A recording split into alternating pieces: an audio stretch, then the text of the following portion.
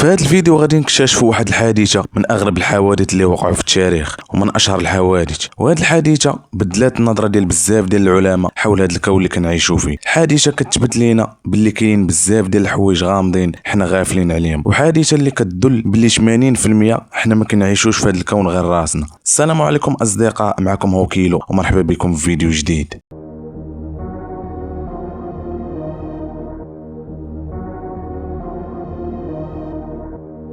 في الصيف ديال سنة 1947 كانت واحد الليلة هادئة في واحد المدينة صغيرة سميتها روزويل في ولاية نيو مكسيكو. كان واحد راعي عنده واحد الأرض ديالو كان كيرعى فيها المواشي ديالو. في واحد الليلة كالعادة غادي يخرج الراعي يراقب المواشي ديالو باش كيعطيهم الماء وكيسد عليهم حتى للصباح. عطى الراعي المواشي ديالو الماء وسد عليهم ومشى دخل الدار باش يتعشى وينعس. حتى لهنا كان كلشي على ما يرام. مع 1:30 ديال الليل غادي يسمع واحد الصوت بحال ديال الانفجار، وهذاك الصوت كان قريب ليه بزاف، كان في الارض ديالو. الراجل تخلع ومشى هز واحد الجويجه ديال الصيد وبدا كيطول من الشرجم ديال الدار.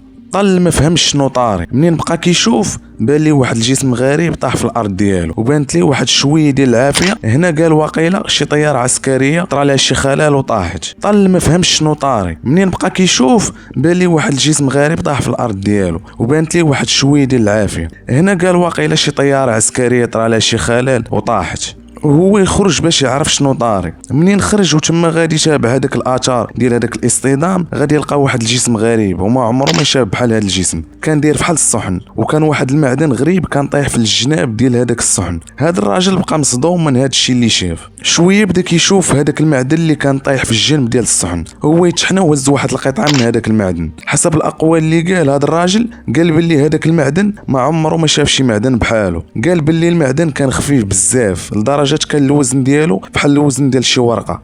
الا هزيتي شي قطعه من هذا المعدن بحال هزيتي ورقه من كتاب. كان هذا المعدن خفيف بزاف، وكان عند هذا المعدن واحد الميزه كانت غريبه بزاف. كان هذا المعدن واخا تعوج ولا تحاول تضغط عليه غير كتطلقو كان كيرجع للشكل ديالو الاصلي مباشره. وهذا الراجل كان كيأكد باللي هذاك المعدن ماشي من الارض ديالنا وجاي من خارج الارض. في دقائق معدوده الجيش الامريكي غادي يحاصروا المكان ديال الحادثه وغادي يمنعوا الناس اللي ساكنين تما باش ما يقربوش للبلاصه ديال الحادثه، وغاديين يلقيو القبض على هذا الراجل مول الارض حيت ما بلغش الشرطه على هذه الحادثه. هذاك الشيء علاش غادي يلقيو القبض عليه باش يحققوا معاه ويعرفوا شنو شاف. الراجل منين شاف هذيك الطريقه اللي جابها الجيش ما فهم والو وما عرفش شكون يبلغ بالحادثه، وحس باللي كاينه شي حاجه ماشي هي هذيك. في هذه اللحظه اعتقلوا الراجل وبداو كيجمعوا هذاك المعدن اللي كان طايح في الارض ديال هذاك الصحن وجابوا واحد الشاحنه وهزوا فيها هذاك الصحن وما خلاو حتى شي اثار في الارض كأن لا شيء لم يكن. من بعد هذا الشيء وهذا التدخل الغامض اللي داروا الجيش الامريكي بداو الناس اللي كيسكنوا تما بالقرب من المكان ديال الحادثه كيتسائلوا وكيقولوا علاش حبسوا بنادم ما يشوفش اشنو هذاك الشيء اللي طاح وعلاش اعتقلوا هذاك الراجل مول الارض. الناس اللي كيسكنوا تما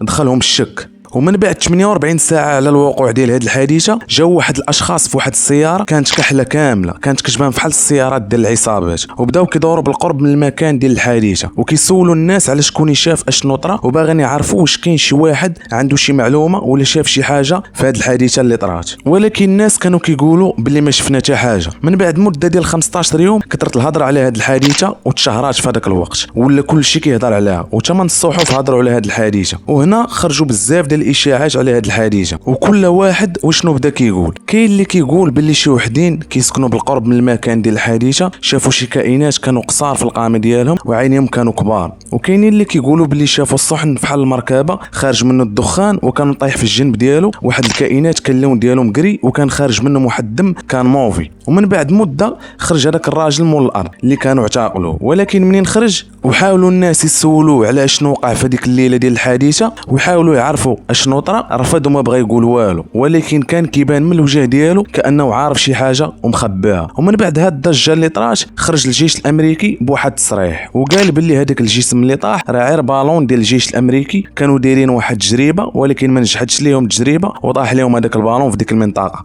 ولكن الناس ديال المنطقه كيقولوا عكس الهضره اللي خرج بها الجيش الامريكي وكيقولوا باللي هذاك الجسم اللي طاح كان جسم غريب والمصدر ديالو كان من خارج الارض. والاكثريه ديال الناس اللي كانوا في الحادثه وشافوا هذاك الجسم كياكدوا باللي هذاك الجسم غريب وما عمرهم ما شافوا بحاله، وكيقولوا باللي الجيش الامريكي خرج بهذاك التصريح غير باش يغطي على الحقيقه ديال الحادثه وما تعرفش الحقيقه. ولكن كاينه واحد الفئه قليله اللي حضروا في البدايه ديال الحادثه وشافوا اشنو طرا وعرفوا الحقيقه الغامضه اللي غادا تبقى سر من الاسرار اللي مخبيه على البشريه. حيت هاد الفئه من الناس ما يقدروا يقولوا حتى شي حاجه، حيت الا قالوا شي حاجه غادي نعرضوا الحياه ديالهم للخطر. هنا غادي نكون وصلنا للنهايه ديال الفيديو. ما تنساوش تشاركوا في القناه باش يبقى يوصلكم الجديد ديالي، وديروا لايك الفيديو، واللي عنده شي معلومه على هاد الحادثه الغامضه يكتبها لنا في كومونتير.